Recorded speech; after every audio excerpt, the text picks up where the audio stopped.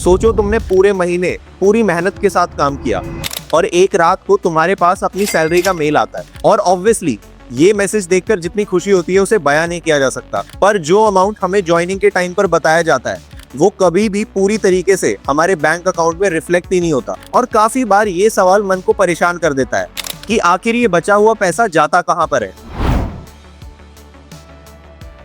जब तुम अपनी पे स्लिप को ध्यान से देखोगे तो उसमें इनमें से कोई एक ना एक टर्म जरूर मेंशन होगा, income tax, PF, professional tax या फिर ईएसआई। तब शायद तुम्हें ये रियलाइज हो कि ये एक मॉडर्न रिचुअल का पार्ट है। काफी लोग ये सोचते हैं कि वो अपनी इनकम का एक हिस्सा इनविजिबल फोर्सेस को देते हैं, पर एक्चुअल में टैक्सेस सिविलाइजेशन का कॉस्ट है। जो टैक्स हम लोग पे करते हैं उससे गवर्नमेंट रोड बनाती है, स्कूल्स बनाती है, हॉस्पिटल्स को फंड करती है ताकि हमारा ओवरऑल स्ट्रक्चर इंप्रूव हो सके। और इंटरेस्टिंग बात तो ये है कि टैक्स एक तरीके का नहीं होता, हम अपनी डेली लाइफ में बहुत तरीके के टैक्स पे करते हैं। अगर आप अलग अलग तरह की टैक्सेस के बारे में और ज्यादा जानना चाहते हो तो मैंने इसके ऊपर एक डेडिकेटेड वीडियो पहले से बना रखी है।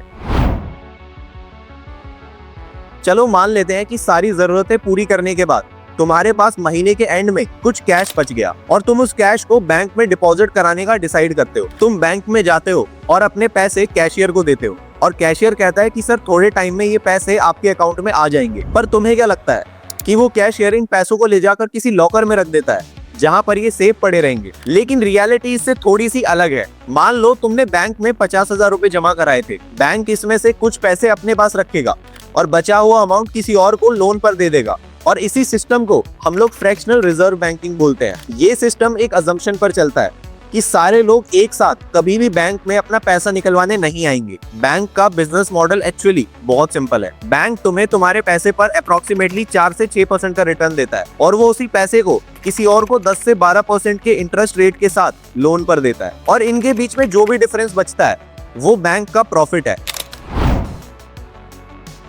अब काफी लोग शायद ये ना जानते हो कि इंटरेस्ट क्या होता है। इंटरेस्ट को तुम पैसों का रेंट समझ सकते हो। फॉर एग्जाम्पल, तुमने किसी से 1 लाख रुपए उधार लिए और उसने तुम्हें कहा कि तुम लौटाते वक्त मुझे 1,20,000 रुपए दोगे। तो ये जो 20,000 का डिफरेंस इन दोनों अमाउंट के बीच में आया, यही तुम्हारा इंटरेस्ट अमाउंट है। यानी कि तुमने उस इंसान को 20% इंटरेस्ट पे किया क्योंकि तुमने उस पैसे को अपने पास रख कर इसी टाइम में यूज किया, इसीलिए आप उस पर एक अलग से रेंट पे करते हो। लेकिन इंटरेस्ट सिर्फ यहीं तक सीमित नहीं है, इसका एक और पावरफुल फॉर्म भी है जिसे हम कंपाउंड इंटरेस्ट बोलते हैं। ये एक फाइनेंशियल चीट कोड जैसा है। फॉर एग्जाम्पल, अगर तुम 100 रुपए इन्वेस्ट करते हो तो अगले साल इंटरेस्ट सिर्फ 100 रुपए पर नहीं लगेगा। अब जो इंटरेस्ट लगेगा वो 100 रुपए प्लस जो प्रॉफिट आपने पिछले साल गेन किया है उस पर लगेगा, और इससे हमारा पैसा धीरे धीरे मल्टीप्लाई होने लगता है।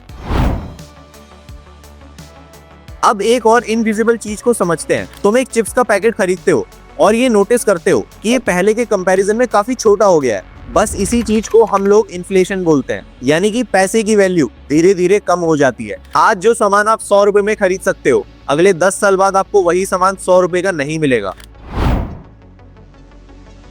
कभी कभी पूरी इकोनॉमी स्लो हो जाती है, कंपनीज हायर करना बंद कर देती हैं, ले ऑफ स्टार्ट हो जाते हैं और स्टॉक मार्केट गिरने लगता है। इसी सिचुएशन को हम लोग रिसेशन बोलते हैं। इकोनॉमी भी एक साइकिल फॉलो करता है, बूम, पीक, बस्ट और फिर दोबारा से रिपीट। अब एक आखिरी टर्म जो आज के टाइम में बहुत ज्यादा इंपॉर्टेंट है, ये एक 3 डिजिट का नंबर है जो ये डिसाइड करने में हेल्प करता है कि बैंक को आपको लोन देना चाहिए या फिर नहीं।